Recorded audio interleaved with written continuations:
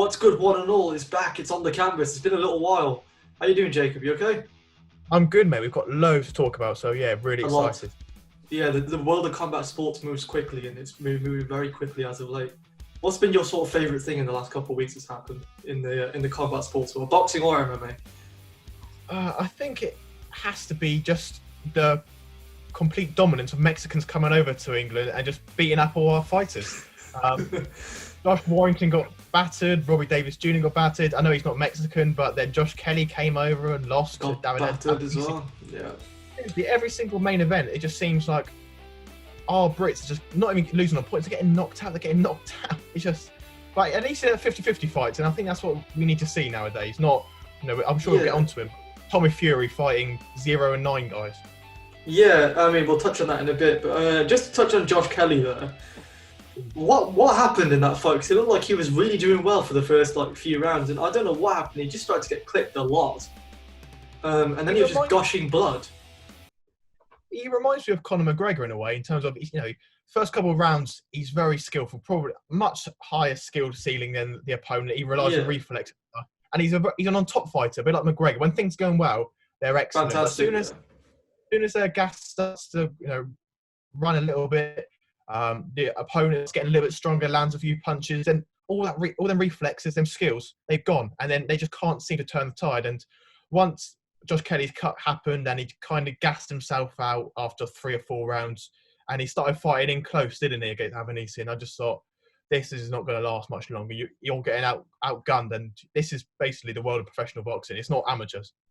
Do you think Josh Kelly's issue is he's obviously not at that level, or he's lacking in power? Do you think because obviously a lot of people say he lacks in power? I don't think he lacks in power. No, he did wobble Avanisi for his speed as well, and I just think you can't fight like that for too long. You have to have incredible power to fight like that. And obviously his trainers Adam Booth, he had David Hay and George Groves, and they hit a lot harder. And when you hit that hard, it's like a deterrent from the opponent. They don't want to keep walking into your shots. But Josh Kelly doesn't hit as hard, which means Avanisi or whoever the opponent is will keep being confident to come forward, to keep working him, and that means he's got to work harder, and it's obviously gas tank's going to run quicker. Yeah, I mean, he's got a very showy style, to say the least. It's a strange one, man. I mean, I didn't expect him to just get beaten that quickly and that easily. I mean, it looked like Avanisi barely broke a sweat towards the end of it. He was just tagging him. I don't know where he goes from there, really. Whether this fight was too soon for him, or he needs a bit more time to kind of mature. I'm not sure. What do you think? I think you saw hints of what could happen in the Ray Robinson fight when he was very lucky to get a draw on the AJ Ruiz undercard a couple of years back. He just looks like he's got style without the substance at the moment, and he's very one-dimensional. Them quick, fast twitch fibers he does, but he doesn't seem to be able to fight anyway else. I wouldn't mind just seeing him just sometimes forget all this head movement stuff. Just box how most traditional English boxers, and just save your energy sometimes. Keep your gloves up, but I don't think he can do it. And the Olympian point style, just score the point. Every single shot seems to be thrown at 100% intensity, and if you keep doing that, you're going to be gassed rather quickly. And I just think he's a bit of a one-trick pony at the moment, and that trick after 4 rounds is basically gone. Yeah, definitely. I mean, sticking on the topic of British fighters, obviously we had Tommy Fury, and we've just mentioned him just. He's got a bit of a call-out battle going on with, I hate to say his name, Jake Paul. I know I just said this to you quietly on the pre-record bit. I actually think that's a good fight. I genuinely think that's actually a good fight because Paul's got something about him. I can't hold that away from him. He's got something about him. Tommy Fury again, still relatively new in the pro round, so it's a good fight, isn't it? It is a good fight. It's definitely they're both best. They're both the best opponents they've faced. I do think Jake Paul is probably the best YouTuber out there in terms of his boxing skills. I know he's fought these 2 tomato cans, but he does look like he's got the skills. And I am dreading seeing Jake Paul v Ben Askren. It's going to be horrible for the MMA community because have you seen some of Ben Askren's vlogs recently? I saw the sparring. I was like, what is going on? It's like holding and doing this and. Or not? But anyway. I hope that's a ploy for the cameras, and that's just he's trying to bait people in because I genuinely fear for him right now. He has to. But anyway, I think Jake Paul's probably going to knock Ben out, unfortunately, again, unconscious. And when he does that, I think Tommy Fury's he's going to come in. And I think that's a really good fight because Tommy Fury, obviously, he's been fighting a lot longer than Jake Paul. Yeah, But they're both, let's be honest, they're both social media stars more than boxers, aren't they? they're Both of them. celebrities turned boxers. Yeah. Yeah, exactly. So I think they're both young in their careers. And if Jake Paul's serious about boxing, he's got to actually fight a boxer now instead of fighting all these other guys. I mean, to touch on this Ben Askren thing, it's hard, man. It's super hard because, okay, Askren's a fighter, a legitimate, actual pedigree fighter. He's not a boxer. He's a wrestler. That's one big thing. And I just don't. Yeah, I don't see how this works, man. Like Ben Askren's stand-up has always been questionable, to say the least. Where do you see this going? Do you think he's just going to aim to like rely on his sort of his toughness and his chin, or what's left of it after that game-bred knee, and go? I mean, because even against Damian Maia, my God, it was bad. It was bad. I want to see him just grapple the whole time, just like clinch, and then sometimes, I don't know, a spinning punch. Like he's thrown that a few times. I know he's threw it against Damian Maia. It missed. It completely missed. Just do anything. Just grapple, bully Jake Paul, and maybe if it goes past 3 rounds, Jake Paul's engine will suddenly finish, go out, and then he might be able to throw in some of his elbow punches. But just keep yourself in distance, Ben, and really on his chest. Yeah, that's the only way I can see this going. Ben's going to have to clinch again. Because you hope a good referee, don't you, to let it happen? Not because if referee keeps calling him break, then they've got a problem. Yeah, absolutely, and it's not just that. I mean, you've got his brother as well. His character to fight, obviously Mayweather wherever if it happens. I'm still not sure. I mean, it's all just a bit weird. It's all a bit mad. But yeah, I mean, I think Tommy Fury, Jake Paul. That's a great fight. I booked that. If I was, who's he under? Tommy Fury. Is he under the same one? Is he under Frank Warren? So yeah, if I was Frank Warren, I was about to say Eddie Hearn. If I was Frank Warren, I would actually cash in on that. I think that's going to generate big dollar as well. It's the biggest show Frank would have done in 10 years in terms of. Yeah, exactly. And he's not actually putting on 2 legitimate boxers, and that's the best part about it. Mental, absolutely mental. Sticking along the Fury name, we obviously got Fury Joshua being confirmed by Bob Arum. I think Eddie Hearn's been pretty much confirming it as well as of late. Boy, oh boy, that's a big one, isn't it? Finally, it looks like it's almost done. We just need to know where the location is. It's obviously not going to be in England. Through Saudi Arabia, I imagine. Saudi Arabia, or Vegas. Yeah. And I don't think it would affect either of them too much. They're both experienced by now. But it's just good to get it done, isn't it? I'm just really looking forward to it. Do you know what? I'm going to say this. I know this is going to be repeated. Facing Tyson Fury, I am more confident about AJ fighting Tyson Fury than I was against Ruiz the first time round because I think stylistically, this does suit Joshua. I think he's going to have to make it a brawl, and I've said this before, but I just think Fury has a combination puncher like him, and when he has, let's be honest here, Fury's not got the greatest chin, has he? He got rocked by Wallin.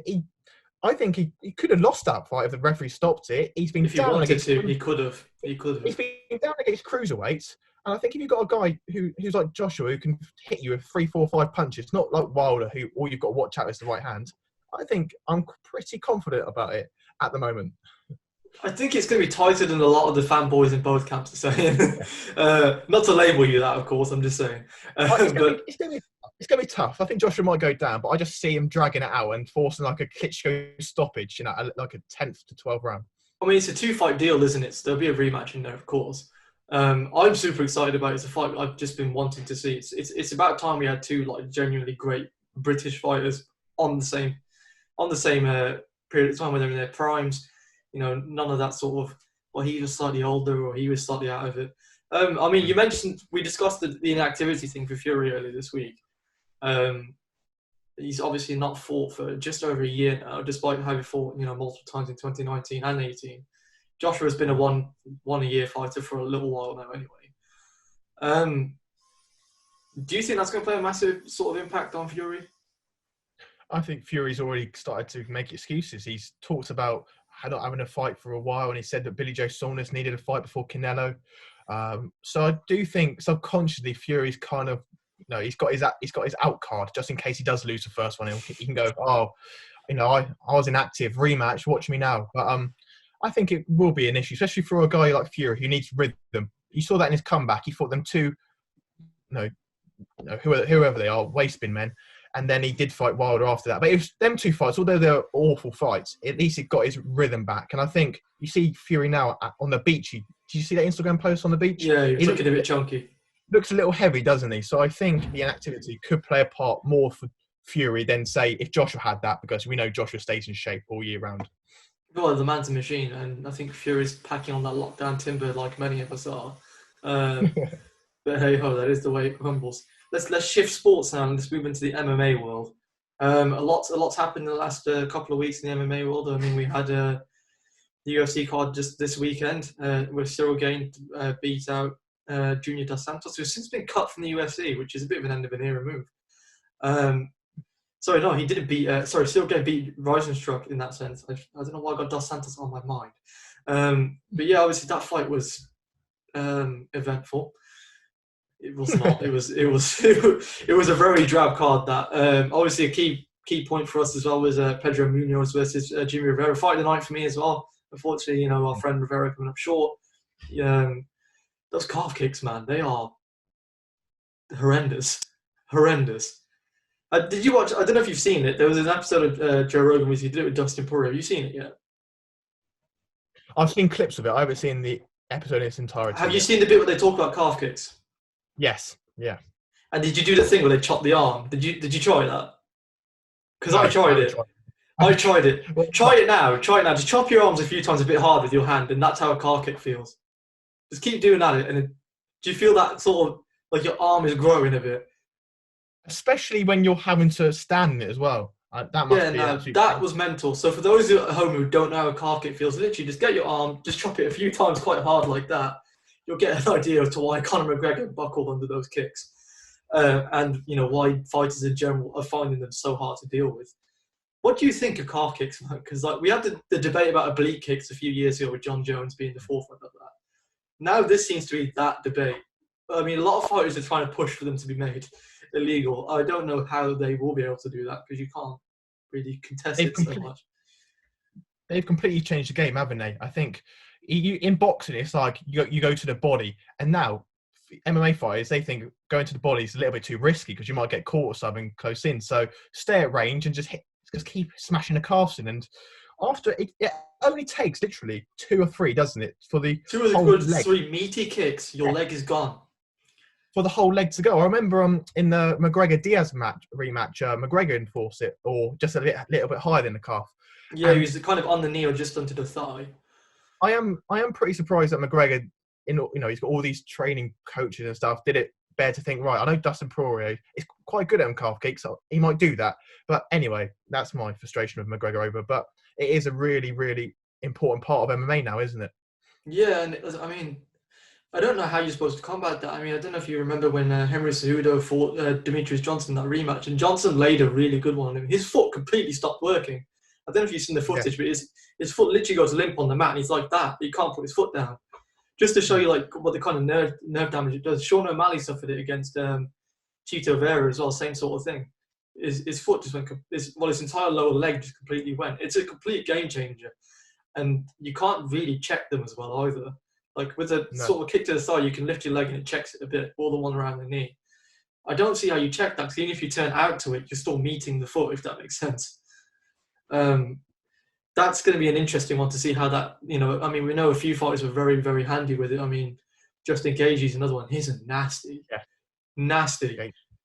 I think I'd rather take a haymaker from him rather than one of those calf kicks. They look brutal. Speaking of rematches, I don't know if you guys can see, my hoodie. It's got Game Bread on the sleeve. Usman versus Masvidal 2 seems to be all but done. What do you think? I am a little bit disappointed because I thought it was going to be Kobe v. Jorge and Covington v. Masvidal, that is. And I just thought that was a great fight, great narrative. 2 former trainer partners up against each other for the #1 belt. So I was a little bit disappointed that Masvidal's been given a rematch straight away without having to prove himself again. But it should be a better fight because obviously Masvidal's got more preparation last time. But I just can't see anyone right now beating Usman. Especially after what he just did to Gilbert Burns. Especially he's especially when got he just his stand-up games is excellent now, isn't it? He can't. He just improved so much with that under. Oh, what's Justin Gaethje's trainer? Trevor Whitman. Trevor Whitman. Yeah, you can see the Yeah. growth. You can definitely see the growth. So I don't understand where you can see a clear route to victory against Usman at the moment, because anywhere you take it, he can match you and probably better you. Yeah, because he can wrestle like anybody else. I think only Khabib is actually a better wrestler than Usman at this stage, Yeah. and that's marginal. And if you stand up with him, the man's got. And the thing I found really interesting, he's very comfortable to switch stance. He switches Yeah. stance to have a power jab, which is literally what broke Colby's jaw. And that's terrifying because he's a big guy as well. He's huge, absolutely huge. Yeah, I'm interested to see how that goes because I mean, the first fight in the opening round, I thought Jorge did well in those first 2 rounds. On when he did have those opening exchanges to stand and bang with him a bit. So I do think Usman may still go for that grappling heavy. He has to surely. Yeah. Masvidal's no joke on the feet. But you saw that in the early part of the Gilbert Burns fight, he hurt Usman as well. So I think that's probably the only way you've got that 2-minute window in that first round. Well, I think Masvidal or whoever it is has just got to throw caution to the wind and try and stun him early, because I think he looks like the type of guy, especially against, he fought Woodley, didn't he? Every round is going to be more and more intense. Now you mentioned that rocking from Burns. I found that really interesting because it was a very good right hand, by the way, as well. Like caught him flush. I think that would have rocked anybody. Yeah. So, given the fact that Masvidal is a heavily skilled stand-up guy, can you see a finish? I can see a finish from both of them. I think it's got to be early for Masvidal. I think he's just, as I said, I think he's got to throw caution to the wind, and he is much better striker than Usman. I know Usman's good at it, but Masvidal, you saw that in the first fight, the difference in striking when they did exchange, and that's why Usman quickly thought, well, I need to take this guy to the ground. But I can also see Usman now gaining confidence, knowing he can take Jorge to the ground and finishing him. Was it without a struggle though? That is one thing to consider. He did stuff a lot of takedowns. I think he stuffed something like 9 takedowns that fight, which is impressive considering who he's up against. Onto this upcoming action anyway. Israel Adesanya about to make history, or trying to make history, against Jan Blachowicz. I'm genuinely unsure about how this goes because I've flipped and flapped with this a lot. Jan's a big man and with a lot of power. Israel's supremely talented and, for my money, probably the best fighter on the roster right now. Period. Yeah. Israel is my Stylebender is my favourite MMA fighter at the moment. I just love watching him. I think he's just so elegant and graceful. But I was watching an interview with him yesterday, and he said he's expecting to come into the ring around 193 or something like that. He's going to weigh in 193, and I think, and what the Polish power is going to be 228 or something. So this is going to be a massive weight difference, and huge. We've seen Adesanya get knocked out cold before in kickboxing, so he can be knocked out with one punch, and he's got the punch, hasn't he? But I can also see Adesanya getting taken down, and he's not really had to face that in his UFC career. So it's going to be difficult for Adesanya, but if he can catch him on the way in, like he did against Whittaker, I can see that's the path to victory. Yeah, I mean, Jan's an interesting one. Obviously, he's had quite the up and down career up until this point, and he had that turning point in the last couple of years, highlighted by that recent knockout of and title-winning knockout of Dominic Reyes, which took me by surprise. I must admit, I didn't expect it. Oh, yeah, but Reyes' body though was mashed up, wasn't it? That welter, like his chest here, was genuinely disgusting. I actually felt sick looking at it. It was purple. It wasn't red. It was purple, and it had like indents. It looked like a. It felt like a lion. Yeah, it looked like those Ridge Crisps, those Walker ones. It literally looked like that on the side of his body. It was genuinely horrendous. I was wincing in pain just looking at it. But I'm so unsure on how this goes. I mean, this card in general is just stacked. You got PT versus Aljamain Sterling as well, which is a scrap and a half. Aljo for me. I'm feeling Aljo. I am feeling Aljo. He just looks like he's so full of confidence right now, and I think he's got quite a size difference on PT, if I'm not mistaken. Yeah, he's been talking that he says all he needs is one takedown to finish Jan. So I just think he looks confident. I've watched the embedded episodes. He looks sharp. And I just think Aljo. I'm fancying him. Yeah, I genuinely fancy him. And I've got, Amanda Nunes to just do the business as she always does against Megan Anderson as well. And, yeah, Megan's got the reach on her and all that sort of stuff, but she's just the greatest fighter of all time in the female divisions. She's just insanely good. I just don't see who beats her at all. I think the only one that could cause her issues is Shevchenko again, with a bit more experience. I know she's beat Shevchenko twice, but I think that's probably the only one that can compete for us, skill for skill. The thing is, where'd you go after that? Like, she beats Shevchenko. Who'd you beat then after that? There's nothing left. I think you just got to go transition to boxing and just have a mega fight or something. Clarissa Shields is looking at coming over. Yeah. That could be a big money maker. Not that there'd be much in it. Yeah, not that there'd be much in it. I wouldn't mind seeing more of a boxing fight between them, but MMA, I just think it's going to be a bit of a one-sided beatdown.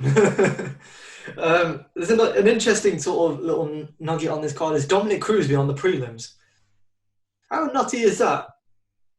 I'm surprised he's taking it because he looks like he's been retired for a couple of years, hasn't he? He's been obviously struggling with injuries, and he had that issue last time where he blamed the referee for his Cejudo stoppage. And he smelled cigarettes and alcohol, quote unquote.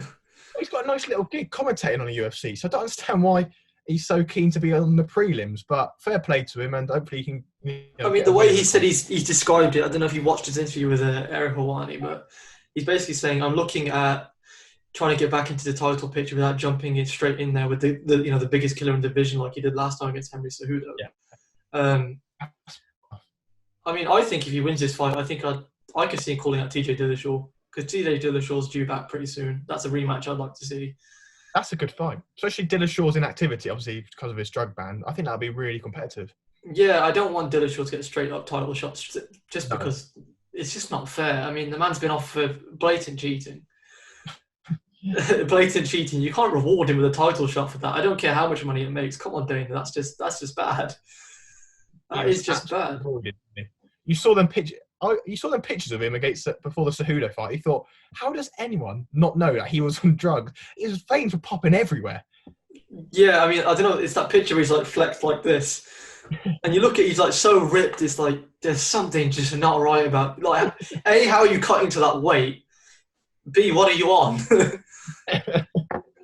It turns out he was on the same thing as Lance Armstrong. So there you go.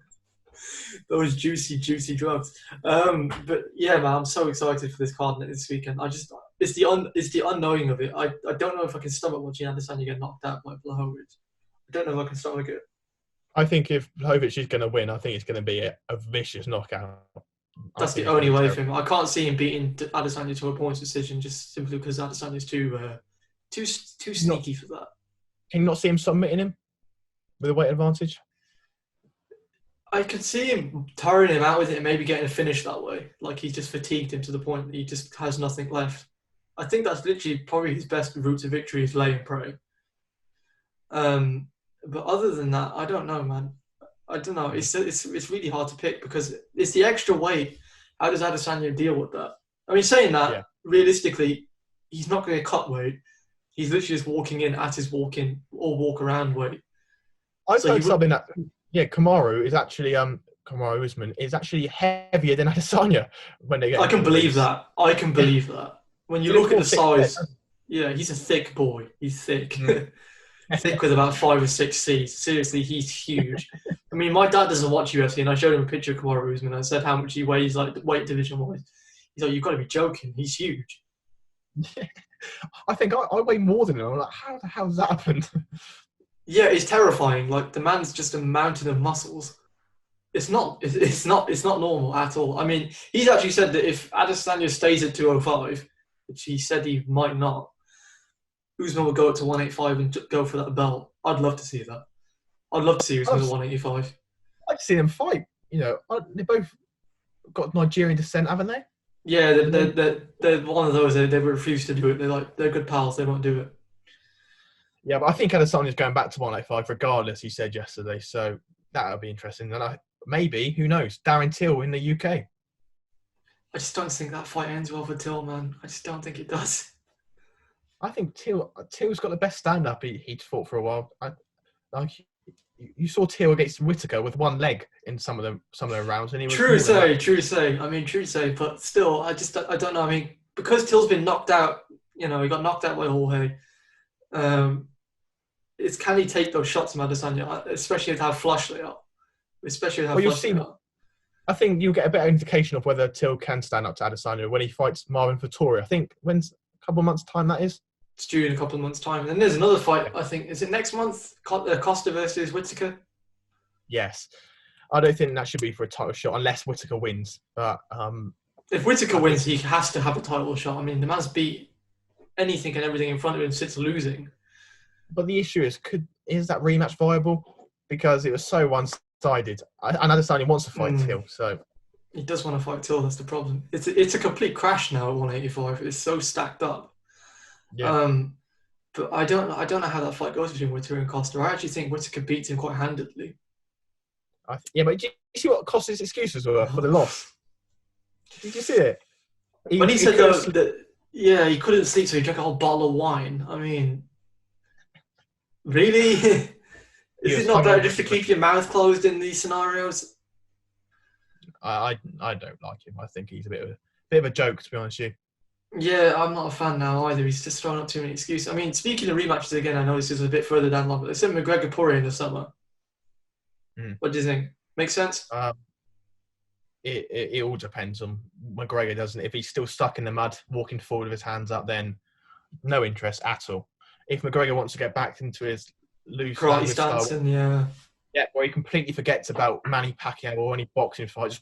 I think that fight is dead. Surely now he just got knocked out. Surely that's dead.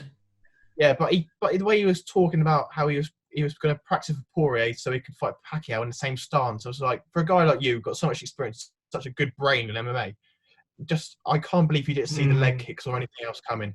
But maybe after a little bit of ring time, because he's bound to have some ring rust after that Cerrone fight, then we might see an improved performance. But it all depends if McGregor's got anything left.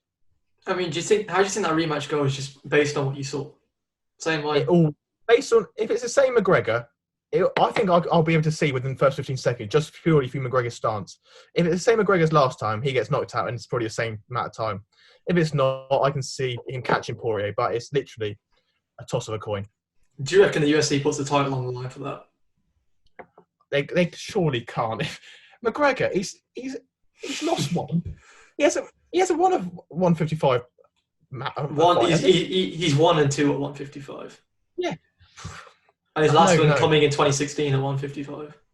No, definitely not. To be honest with you, I don't even want him to fight Poirier. I want Poirier to fight for the belt next, and I don't mind. Just let McGregor fight Diaz or something. But I want Poirier to get his title shot next. Who do you think he has to scrap with to get that title shot, though? If it's not McGregor, Charles Oliveira for me, or even Gaethje. I think them two just to run it back again. I think it'd be really not good. Yeah, I don't see how they can justify giving McGregor that title shot because he's just lost to the same man. Otherwise, it's just a pure marketing ploy. Anyhow, that's that. Let's just fire predictions then for these fights on the weekend. Then, so Israel Adesanya versus Jan Blachowicz. What are you going with? I'm going Blachowicz. First round. You got Blachowicz first round. Damn, I love Izzy. I just got a bad feeling. Ooh, that's a meaty call. Jesus Christ. I'm going to differentiate. I'm going to go. I'm going to say Adesanya stops him in the third. Okay. Ballsy choice. What are we going with Nunes? I think it's a stoppage in the first. I'm just going with it. I just think she's going to coast the points. To be honest with you, she's had a child, hasn't she? So trainer might have been a bit affected. I just think she's going to make it easy, take no risk, cruise the point, win. And Aljo versus Peter Yan. What are we thinking? Aljo gets it done. Third round. I'm going for a decision unanimous for Aljo because I think that's going to be drag because Yan's a tough guy. He's a tough guy, so I reckon it'll be a grappling fest, but he'll probably get grinded to a decision. Anyhow, what do you guys think? Drop a comment, let us know, hit the subscribe button if you haven't already, and we will catch you after this one, hopefully.